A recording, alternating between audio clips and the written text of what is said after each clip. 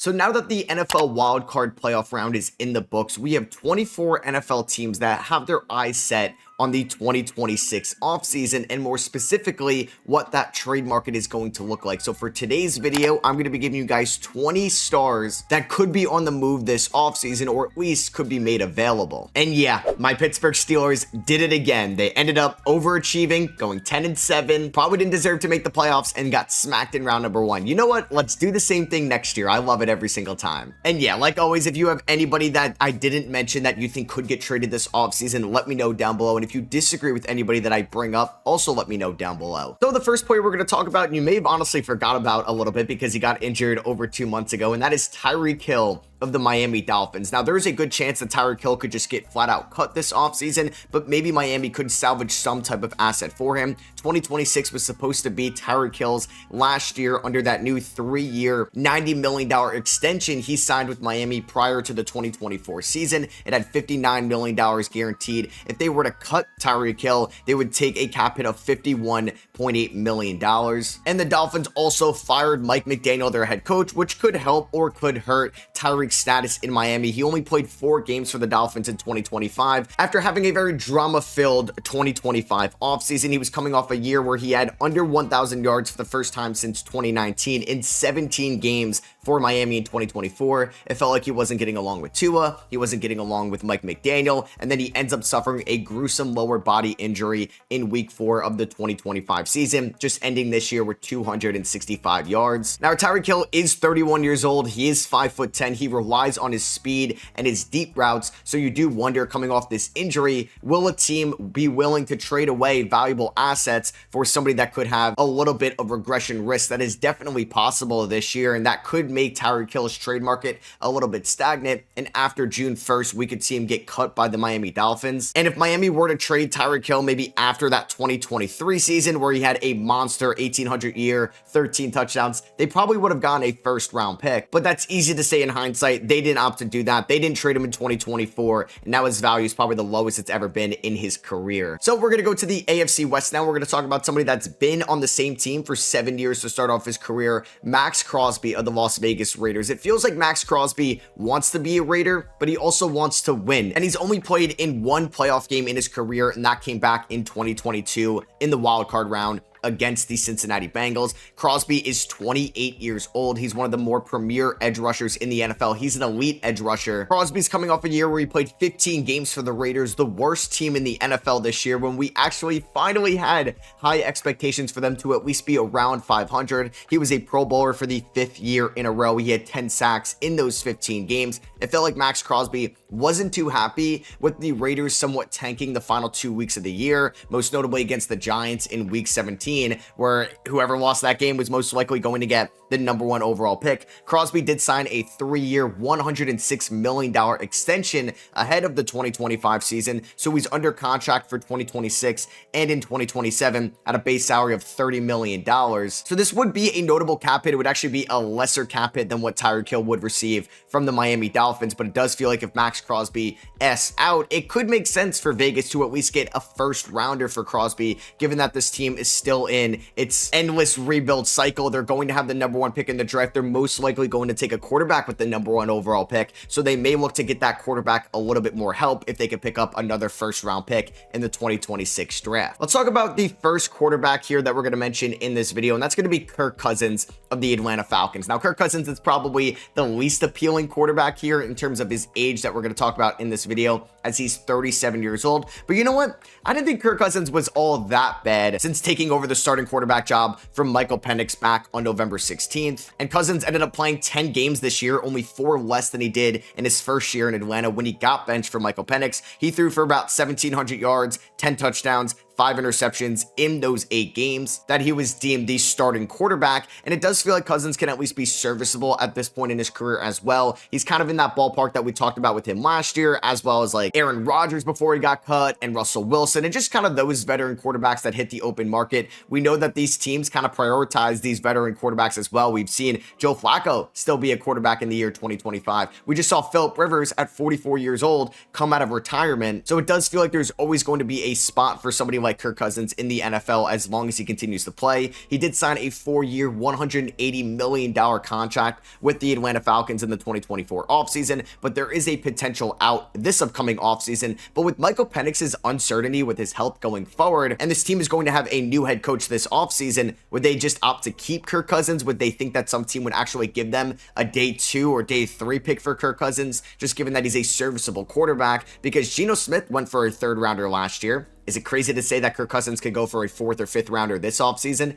I don't think so. Because as we get further removed from the Achilles injury he suffered 2 years ago, he's looking a little bit better, at least this year, than he did last year in 2024. We'll stay on the topic of quarterbacks. This one may be a little bit more difficult to move because of his massive contract. Tua Tagovailoa of the Miami Dolphins. So Mike McDaniel is gone. I don't know if that helps or that hurts Tua, because it does feel like Mike McDaniel did not want Tua to be his starting quarterback if he was going to stay in Miami, but I feel like whoever takes this Miami Dolphins head coaching job doesn't want Tua as well. Tua is 27 years old. He always has these injury concerns every single year with the concussions. This year in 14 games, he was 6-8 as a starting quarterback. He threw 15 interceptions in those 14 games, not really taking any progressions throughout the course of his career. And it feels like we peaked in that 2023 season where he threw for 4,600 yards, 29 touchdowns, and 14 interceptions as the Dolphins lost in the wild card round to the Kansas City Chiefs 26-7. It feels like Tua does not play well either in prime time or in the cold, and if you expect to win a Super Bowl, you're most likely going to have one important cold game unless you get the 1 seed, and the Dolphins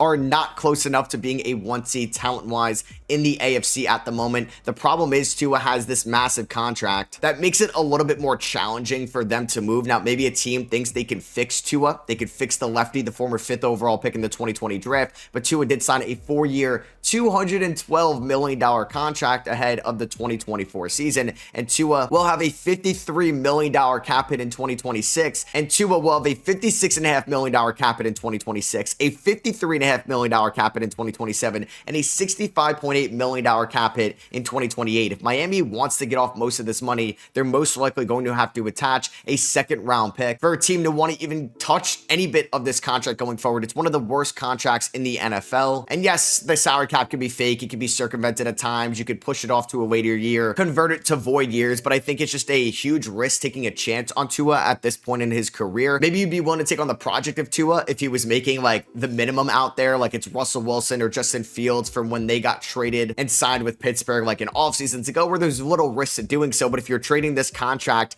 I don't really think it's a wise decision by any means. Maybe a team is looking for a bridge quarterback. Sure, go out and get Tua. I just hope that you're playing in either warm weather or a dome. You know what? I had 3 Miami Dolphins. Let's talk about the 3rd one. Jaylen Waddle, who apparently got offered a 1st round pick for in the 2027 draft and a 2026 3rd rounder for Jaylen Waddle at the deadline, and the Miami Dolphins declined that. But it does feel like a new GM in John Eric Sullivan could maybe have a different philosophy, since he wasn't the one that drafted Jaylen Waddle, that didn't give him that extension like Chris Greer did, who got fired midway through the year. Waddle was a fine enough wide receiver 1 when Tyreek Hill got hurt. He had 910 yards, 6 touchdowns throughout 16 games. He averaged around 57 yards per game, but it definitely was an underwhelming Miami Dolphins passing attack. And Jaylen Waddle is 27 years old. He did sign a notable extension with the Miami Dolphins a couple years ago, where he ended up getting a 3-year extension worth about $84 million. And he's going to year 1 of that extension this year, and that cap hit will continue to rise going forward. But it does feel like you're probably getting the last 3 prime years of Jaylen Waddle's career, at least playing at somewhat of a wide receiver 1 level. I don't know if Miami would actually get a 1st round pick for him again. I'm just imagining Jaylen Waddle with Buffalo instead of Cookie Man or Brandon Cooks at this point in his career. It'd be nice to watch Jaylen Waddle catch balls from Josh Allen in the divisional round against Denver. But either way, I think it's something to note just because we have a completely new regime here in Miami. We're going to have a new head coach as well. Obviously, the new GM in John Eric Sullivan coming over from Green Bay, where they never really had a wide receiver 1 in Green Bay outside of Devontae Adams for a little bit. So I think it's something to keep an eye on Jaylen Waddle this offseason, because you could probably still get a nice draft pick in return for him. Let's stay on the topic of wide receivers. Maybe the most polarizing wide receiver trade target this offseason, AJ Brown of the Philadelphia Eagles. For what he's done in Philadelphia over the last 4 years, 2 Super Bowl appearances, 1 Super Bowl victory in 2024, why would you trade this guy? But it's just the antics on the field, off the field, not just specifically to AJ Brown, but just his dynamic with Jalen Hurts, Kevin Patullo, and Nick Sirianni. We saw them go at it in the wild card round against the San Francisco 49ers. Now, we don't really know what goes on behind the scenes, but it feels like it was just a never-ending soap opera with A.J. Brown and the Eagles this year. He was just publicly frustrated with his lack of targets this year, with the lack of offensive game flow in Philadelphia, the lack of creativity with this offensive game script under Kevin Patullo, and maybe them moving on from Patullo will change the fourth straight 1,000-yard receiving season with the Philadelphia Eagles. He got off to a very slow start this year, and you probably remember that if you had him against Chicago, 100 against the Chargers, and is still just 28 years old. Now, A.J. Brown did some $23 million cap hit in 2026, $22 million in 2027, $27 million in 2028, and $29 million in 2029, and the Eagles did what they pretty much done over the last 5 or so years. They pushed it to void years, which can maybe help you in terms of trading for A.J. Brown. If you're not liable for those void years going forward, I'm sure it would still cost you a second rounder, maybe even a first rounder for A.J. Brown if the Eagles decide to move on from him, because they like to ground and pound. They like to build up through the trenches. They already have Devonta Smith as well. And if A.J. Brown actually gets made available, this becomes one of the more intriguing guys on the trade market. You could talk about so many teams that are still playing in the playoffs that would probably take a chance on A.J. Brown, or at least look to upgrade their wide receiver 1 position. Imagine A.J. Brown with Josh Allen in Buffalo. Imagine him in New England with Drake May, or Denver with Bo Nix, or maybe even San Fran with Brock Purdy if they could pull that off financially. Even teams that got eliminated could go after A.J. Brown as well. The Chargers, probably not my Steelers, but reunited with DK Metcalf. You can have the Carolina Panthers, or just so many teams out there that would take a chance on A.J. Brown. I'd love to see him in Baltimore with Lamar Jackson as well. You'd have a very robust trade market if the Eagles do decide to trade him this offseason. I did just mention them because they're still playing right now, and I don't want to talk about too many guys that are still playing the divisional round, but this team will have 2 guys that I'm going to talk about, but they both make sense. Now, this one is kind of a cop-out a little bit because he could get cut, but that's Brandon Aiyuk of the San Francisco 49ers. This has been a really weird, like, one-year storyline with Brandon Aiyuk, who had 1,342 yards with the Niners in 2023, almost gets traded ahead of the 2024 season. He gets that extension, but does lack the chemistry and the reps going into the 2024 season with Brock Purdy under this Kyle Shanahan offense, and he has kind of a slower start to the 2024 season. He had 47 targets in 7 games, 25 catches for 374 yards, and then tore his ACL in week 7. He does not play the rest of the 2024 season. He was supposed to come back here in 2025 at one point. We know ACL tears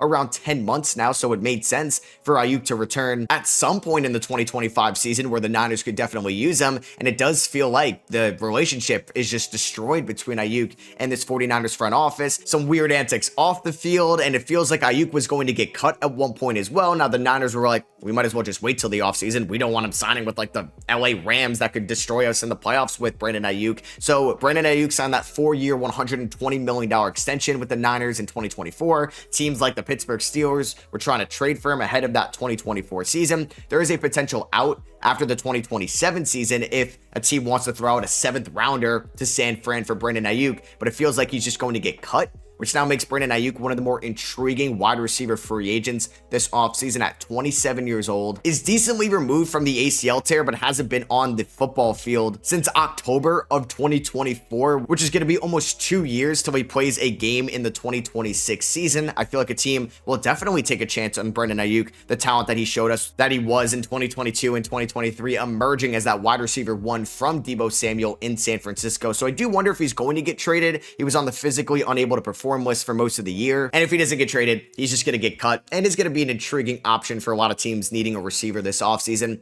like my Pittsburgh Steelers, because any chance we can go 9-8 or 10-7 next year, potentially win the division and just get smoked by any team in the wildcard round, you just got to do it. We're only going to talk about one running back in this video, and it's somebody that didn't get traded at the 2025 deadline when I thought it made just a ton of sense after they traded away Quinnen Williams and Sauce Gardner. Yeah, we're talking about Breece Hall. Now, Breece Hall is a free agent this offseason, but I do think this could be some type of transition tag and trade or something like that. It's actually a really strong running back free agency market this offseason, where you got Travis Etienne, Javonte Williams, Rico Dowdle, Kenneth Walker, J.K. Dobbins. Hey, Kenneth Gainwell, the Pittsburgh Steelers MVP, but a team could lock up a 24-year-old really good running back and Breece Hall, and I still don't think it would cost you too much. Now, I feel like since the Jets didn't trade him at the deadline, they're going to tag him in some way, shape, or form. But if a team comes in and offers still a second or third rounder for Breece Hall, I think you'd be willing to do that. And yeah, trading maybe a second rounder for a running back doesn't make a lot of sense, but I do feel like Breece Hall is a lot better than his production shows. He ran for 1,000 yards this year, 4 touchdowns, 66 yards per game in about 16 games this year. He had 350 receiving yards in maybe the most lackluster offense in the NFL. Now, Breece did have a good offensive line running behind Armand Membu, Olu Fashanu, and it could get even better next year with Elijah Vera Tucker being healthy again. So maybe Breece is going to be best suited in New York behind this offensive line that likes to ground and pound with Aaron Glenn still as their head coach for now, but there could be plenty of teams out there that are looking for a running back upgrade. It's not the strongest running back class in the world because we know that Jeremiah Love is most likely going to go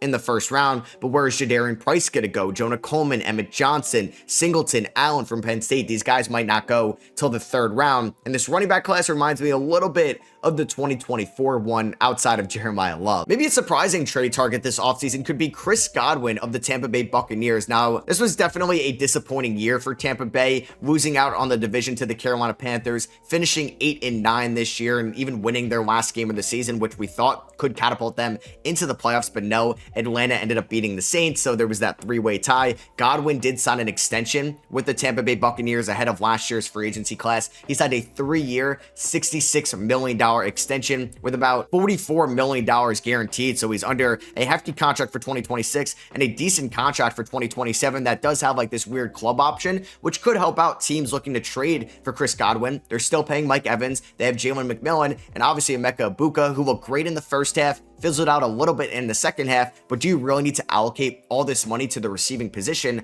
where Tampa Bay could look to trade away Chris Godwin, who still might have a little bit of name hype? Like we saw Deebo Samuel get traded last year for a day 3 pick. That could happen with Chris Godwin, who only had 360 yards this year and 33 catches throughout 9 games. He started about 6 of them to get real reps, 51 targets, only 2 touchdowns. He was off to such a great start in the 2024 season, about 575 yards throughout 7 games, but then suffered that season-ending leg injury, which resulted in him getting extended in the offseason. We were mocking him to go to like the Carolina Panthers or the New England Patriots. Last winter, he ends up re-signing with the Bucs, but I do feel like this could be the end of the Chris Godwin era in Tampa Bay, and he's been there since 2017. Let's talk a little bit about the secondary. We're going to talk about 3 secondary guys here in a row. The first one is going to be on a guy that's won 2 Super Bowls in 2022 and in 2023 with the Chiefs, Trent McDuffie. Now, we saw Brett Veach do this a couple years ago with L'Jarius Sneed and trade him at a high value point to the Tennessee Titans. Tennessee ended up giving him an extension. McDuffie's kind of in a similar spot right now. McDuffie was a first round pick in that 2022 draft. He got his 5th-year club option picked up for the 2026 season, but this is maybe a reshuffling period for the Kansas City Chiefs right now. Spags is getting older. Andy Reid is getting older. Trent McDuffie is 25 years old. He ended the season on injured reserve, only playing 1 game in December, so it does feel like the Chiefs could entertain trade offers for Trent McDuffie this offseason if they were actually thinking about maybe selling high on the corner as well. Could they get a first-rounder for Trent McDuffie? Could they get a high-value second-rounder? Maybe they really like Jalen Watson and Noah Williams moving forward in that secondary, and they may look around and say, we're not going to give Trent McDuffie $30 million a year to pay him like Sauce Gardner's getting paid and Derek Stingley's getting paid, and that's what he may ask for, so they may look to trade the 2-time All-Pro corner. He was an All-Pro first-team member in 2023, an All-Pro second-team member in 2024. He played 13 games for the Chiefs this season, and I feel like I said, the Chiefs are going through this weird period right now. Patrick Mahomes should be healthy at the start of next year's season, but who knows what their ceiling is going to be heading into the 2026 regular season. Kelsey might retire. This defense may look drastically different, and Trent McDuffie could be on a new team next year. Let's talk about our first safety in this video, and we're going to talk about Budda Baker of the Arizona Cardinals. Budda Baker just turned 30 years old, and does he want to be a part of another rebuild here in Arizona? They're going to have a new head coach going into the 2026 season. Budda Baker has been there since the 2017 season, where he was the 36th overall pick in that 2017 draft. Baker did sign a 3-year, $54 million contract extension ahead of the 2025 2024 season with Arizona, has about $29 million guaranteed. There's an out after this season where the cap hit would still be around $20 million in 2027, but you can finagle it a little bit. Baker is coming off maybe somewhat of a down 2025 NFL season, maybe the worst year of his career now that he's 30 years old, but we've seen plenty of safeties age fine into their early 30s in the past. Harrison Smith in Minnesota, Jalen Ramsey's kind of doing that in Pittsburgh right now. And Baker could definitely be an interesting trade candidate on the offseason this spring if, he doesn't want to be a part of another rebuild here in Arizona. And the last secondary guy we're going to talk about, Jessie Bates of the Atlanta Falcons. Now, Bates looked great this year with Xavier Watts, but maybe Watts playing really well makes Arizona and their new GM and head coach eventually think that we should trade Jessie Bates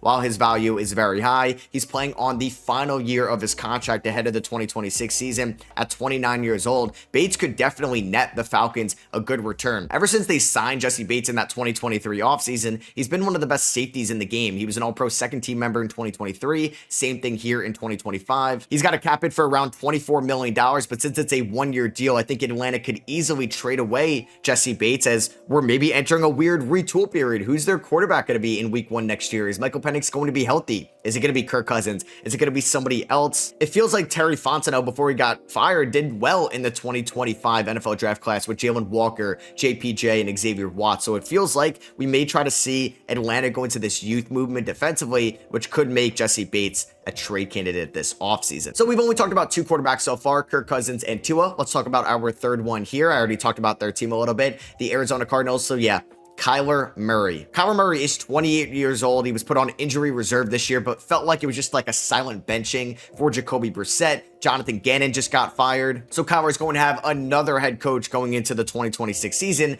but will he be having that new head coach in Arizona, or is it going to be on a different team? Kyler definitely had the best season of his career in 2020 and in 2021, but it's been going downhill since. He tore his ACL. He's been injured a little bit. He was a full-time starter in 2024, where the Cardinals went 8-9, 21 touchdowns, 11 interceptions. I still feel like there's a good quarterback there in Kyler Murray. He was a #1 overall pick in that 2021 season. He brought the Cardinals to the playoffs, and Steve Keim at the time, their general manager, gave Kyler Murray this really big extension, 5 years, $230 million with $160 million guaranteed. There's about 2 more years left of this deal, essentially a 2028 club option. And we'll see what Monty Ossenfort is going to do this offseason with Kyler Murray. Do you think he would have a robust trade market? There's plenty of teams out there that could use a quarterback, and it's not looking like a very competitive 2026 NFL draft class in terms of quarterbacks. Could a team like Vegas, the Jets, the Browns, the Steelers, the Dolphins, the Falcons, heck, the Colts trade for Kyler Murray? There are so many endless possibilities with Kyler Murray's trade market this offseason. I feel like Arizona could get somewhat of a good return for Kyler Murray, and we're going to have to wait and see. Another interesting quarterback trade candidate this offseason, he was the 4th overall pick a couple drafts ago in 2023, Anthony Richardson of the Indianapolis Colts. Now, I have no idea what Daniel Jones's future in Indianapolis means for Anthony Richardson going forward, as Richardson just technically played the 3rd year of his career. We would have saw Anthony Richardson later in the year after Daniel Jones tore his Achilles if he didn't have that eye injury. And Richardson, in his 3 years as an NFL quarterback, has only appeared in 17 games. The most games he played in a season was 2024, where he played 11 games. He was 6-5 as a starter, 8 touchdowns to 12 interceptions in the air. He got benched later in the year for Joe Flacco. He did run for about 500 yards in that 2024 season, and is still just 23 years old. If you remember, it wasn't too long ago coming out of Florida. He was always drafted on his potential, and it was going to take some time. He was a developmental quarterback, and it feels like the Colts asked Richardson right away to lead us to the promised land, and he was not built to do that out of Florida. So I wonder if a team looks to take a chance on Anthony Richardson. I don't think this is like Trey Lance 2.0. I think Richardson can still be a good quarterback in this league. He just needs to go to the right team, even though I do believe in Shane Steichen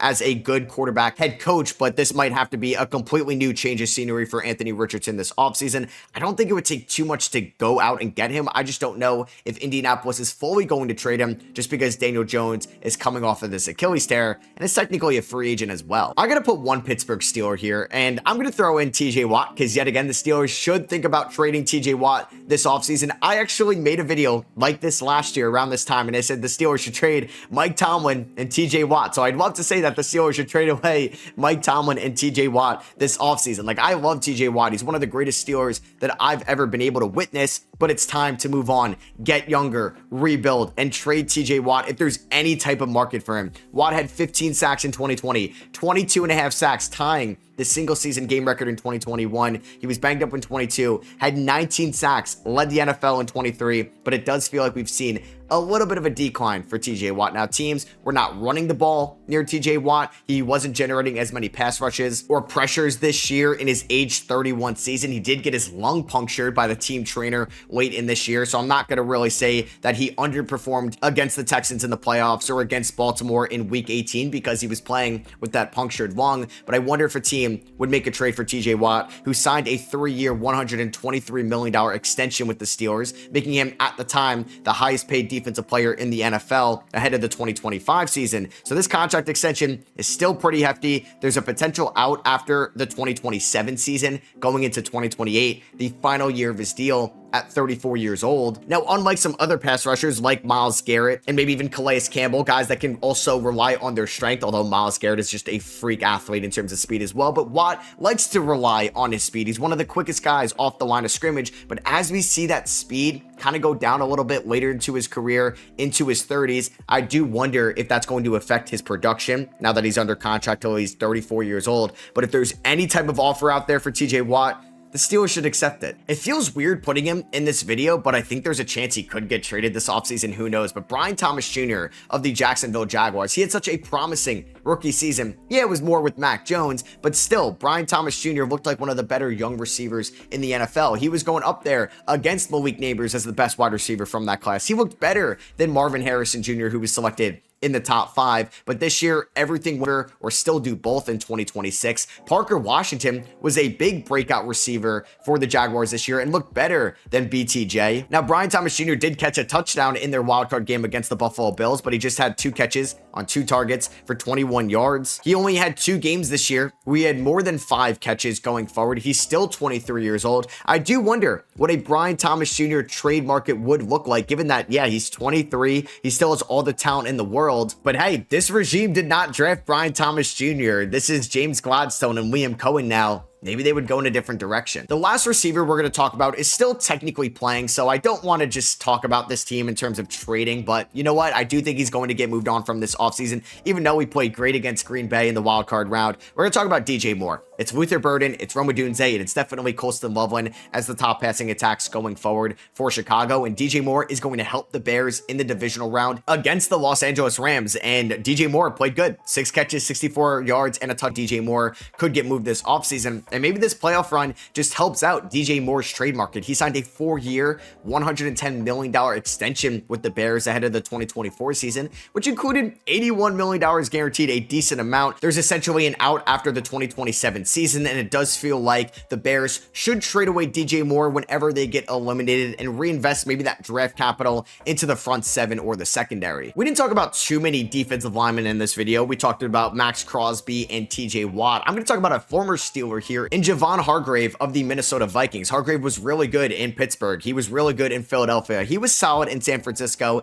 and now he's a part of the Minnesota Vikings. He ended up signing a 2-year, $30 million contract with the Vikings last offseason, $19 million guaranteed, so it's essentially 1 year remaining on this deal, but it does feel like the Vikings aren't going to go into the 2026 season with Jonathan Allen and Javon Hargrave, so they could look to get younger on that defensive line. Dallas Turner really hasn't given, I feel like, the Vikings enough confidence that they would trade away Andrew Van Ginkel, and why would they? And Hargrave is 32 years old. I feel like Jalen Redmond and Levi Drake Rodriguez were fine enough this year where this team should get younger on the defensive line as well if possible, especially in that interior. And Kwesi didn't really have a great 2024 or 2025 offseason. In hindsight, they're probably wishing they kept Sam Darnold. I wasn't really going to talk about Justin Jefferson. I don't think they'd trade away Jettas this offseason. I would be very shocked if they do. So I think something more minor can happen in terms of like a Javon Hargrave trade. Second and last player we're going to talk about, Mac Jones of the San Francisco 49ers. So yeah, 49ers obviously have bigger worries right now going up against the Seattle Seahawks in a rematch of Week 18 here in the divisional round, but Mac Jones is not playing in that game, or at least Niners fans are probably hoping he doesn't play in that game because that means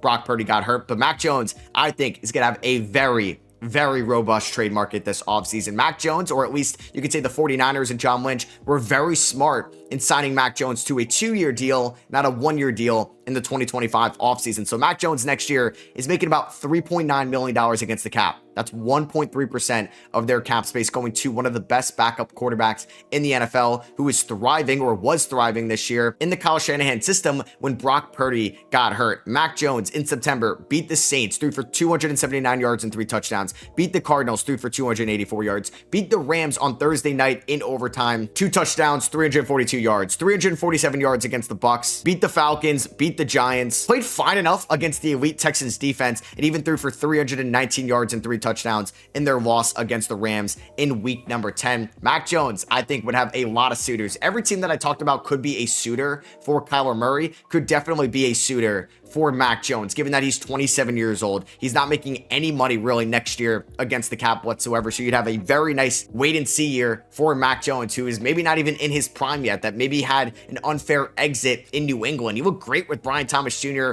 last year in the second half of the season. It's not a strong quarterback class in the first round, and I think the 49ers could cash in. They gave Brock Purdy all this money a year ago, so I think it makes total sense to sell high on Mac Jones. Okay, and lastly, I'm going to talk about 2 quarterbacks that you could say are top 4 quarterbacks in the NFL that I felt like if something crazy happens this offseason, I at least would have been silly not to at least bring them up. Now, I don't think either one of these guys gets moved, but the rumors alone and the rumblings, I just had to put them in here just in case. So yeah, Joe Burrow is one of them. Joe Burrow and the Cincinnati Bengals went 6-11. There's been some weird things from Joe Burrow in the past. Does he even want to play football anymore? I mean, the Cincinnati Bengals have kind of neglected the defense and, more importantly, the offensive line, where Joe Burrow has been getting killed out there at times. And no matter what they do offensively, they can't stay in games because their defense is terrible. And their best defensive player, and Trey Hendrickson, is going to be on a new team next year. Joe Burrow, like I said, is a top 5 quarterback in the NFL. He threw for 4,900 yards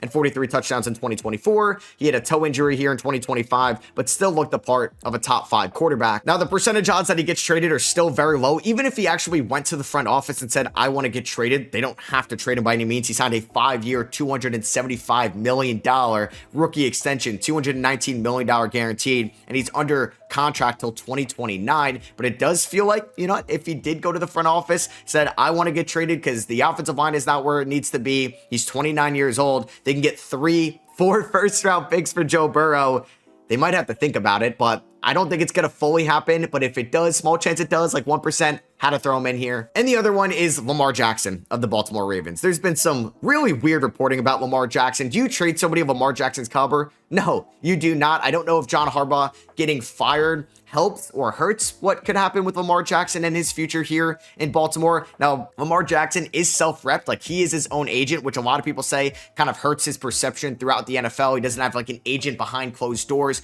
really working the strings to help out Lamar Jackson's PR. He's all under himself, and Lamar did sign a 5-year extension worth $260 million in 2023, which was a franchise tag extension. Now, I don't know how close they were to ever trading him, but they transition tagged him basically. Anybody could have offered 2 first-round picks from Lamar Jackson, who ended up winning an MVP after that situation in the 2023 offseason, and he finished runner-up to Josh Allen in 2024. Now, he was banged up this year as well. There was some really weird reporting from like the Baltimore Sun that they could move in a different direction from Lamar Jackson. I don't know why you would do that, but he is a free agent after the 2027 season, so 2 years left under this contract. If you do think like Lamar Jackson might not age the best in the NFL with his legs, even though he does have a great arm, you could try to sell high. You could probably get 2 first-round picks. You could probably get 3 first-round picks. Maybe you could even get 4 first-round picks from a team for Lamar Jackson. And I just don't think like him and Joe Burrow will actually get traded, but if there is just like a 5% chance something does happen, I had to throw them in this video. And of course, they're both in my division, which means they're both not going to be Pittsburgh Steelers if one of these like insane chances actually ends up happening. So that is going to be for me. Hope you guys did enjoy this video. If you did, I would appreciate you dropping a thumbs up. Let me know down below what you guys thought. If there's anybody else that you think could get traded that I didn't mention, let me know down below. And maybe you disagree with somebody that I did mention,